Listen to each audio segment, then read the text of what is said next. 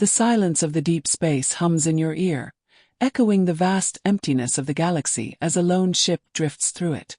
The only thing that breaks the monotony is the soft glow of distant stars. But amidst the cold, lifeless expanse, a ship appears from the unknown, a ragged, beaten vessel that barely holds together. Its name, the Seraphim.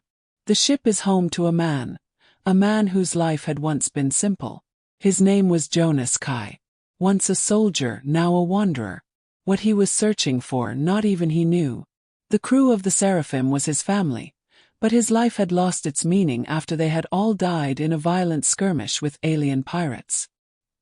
He had been drifting ever since, carrying the weight of their loss like a prison of memories. Yet one fateful night something would change that.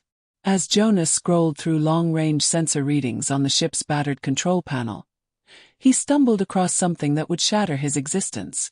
An anomaly, a signal. Not a distress call, but something far more captivating. He couldn't ignore it. Something within him stirred, a sense of urgency he hadn't felt in years. It was an ancient cry, a plea, no doubt, from a forgotten race, or perhaps a prisoner. Jonas adjusted the coordinates, and the ship's engines roared to life, pushing through the stars toward the source of the transmission. He wasn't sure what awaited him, but deep inside, he felt a strange pull, a connection that seemed impossible but undeniable. When the Seraphim arrived at the coordinates, the sight before Jonas was both beautiful and horrifying. A massive space station, its hull covered with rust and decay, hung in the emptiness like a floating mausoleum. And in the center of it all, locked within a transparent prison-like dome, was the figure. She was unlike anything Jonas had ever seen, a woman yet not. Her skin shimmered in tones of silver and violet, the delicate outline of her features both alien and ethereal. Her long, flowing hair, made of what seemed like living strands of light, glowed softly against the dark backdrop of space. But the beauty was marred by chains, heavy, cruel, and sharp, binding her wrists and ankles to the cold metal floor of her prison.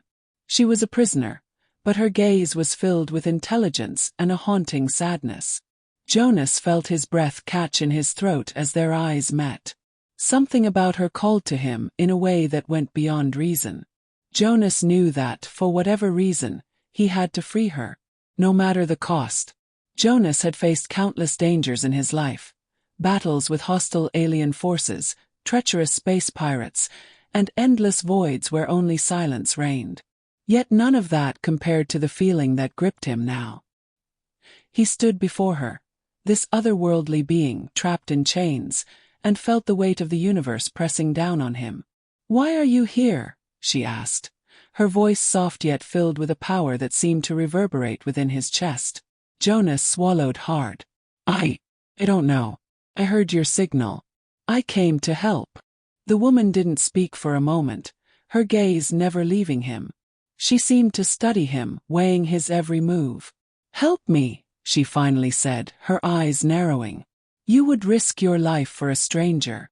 "I don't know what I'm risking," Jonas admitted. "But I can't leave you here." The chains around her shimmered with an eerie light, and with a slow, deliberate motion, she raised her hands. The chains rattled, but they didn't break. Jonas stepped forward, his fingers brushing the cold metal that held her captive. He could feel the energy coursing through her, an unnatural power, one that felt ancient. "I need to know who did this to you," Jonas said, determination in his voice. "And I will free you." For the first time, a flicker of hope passed across her face. "I am a prisoner of the Kuthar," she said softly. "An ancient race. They sought to control me, to harness my power. But they underestimated what I am." Jonas could see the pain in her eyes, but there was something else there too, a quiet strength, a force that seemed beyond her prison. The Kuthar, Jonas knew, were a ruthless empire, known for their cruelty. It was said they enslaved entire planets, extracting their resources until there was nothing left. But an enslaved goddess, bound by chains. That was something entirely new. Jonas gritted his teeth. "Then let's get you out of here." He worked tirelessly to hack the station systems, using his knowledge of ancient tech to bypass the security protocols. It wasn't easy. The station's systems were old and crumbling, but it was no match for Jonas's skill.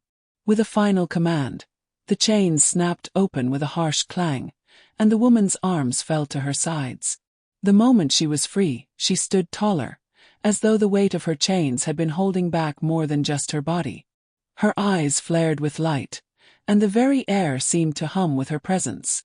"I am Lyra," she said, her voice trembling with the release of her captivity. "I owe you my freedom, human." Jonas swallowed. "I don't want anything in return. I couldn't leave you like that." Lyra took a step toward him, her eyes softer now, but still full of that strange, ancient power. "You are brave," she said, her voice a whisper that seemed to fill the space between them. "I have known only fear, but with you, I feel something else." Jonas met her gaze, his heart pounding in his chest. In that moment, he knew he wasn't just saving a life. He was saving something much greater, something that could change the course of everything. And though he knew little of what lay ahead, he couldn't help but feel that their fates were entwined, bound by more than just this moment. "Lyra," he said softly, his voice low, "I'm not leaving you now, no matter what comes next." And then, without thinking, he reached out, touching her hand.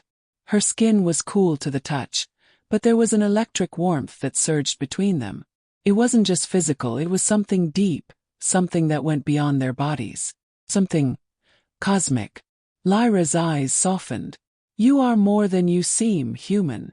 The room around them seemed to pulse with energy, the very walls shaking. The Kuthar had detected the breach.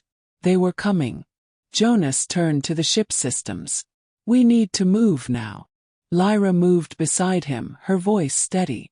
"There is a way. Follow me." The two of them sprinted down the corridors, racing against time as alarms blared through the station. Jonas could hear the heavy boots of Kuthar soldiers approaching. But Lyra was no longer the prisoner she had been.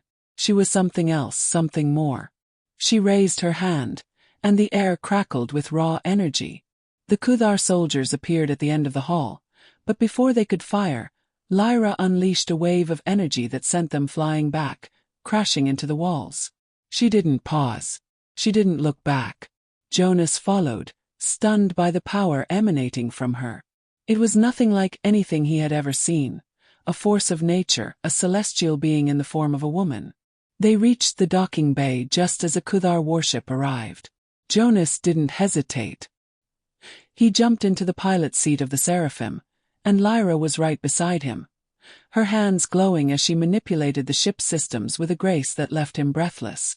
With a surge of power, the Seraphim rocketed out of the station, dodging the blasts fired by the Kuthar warship.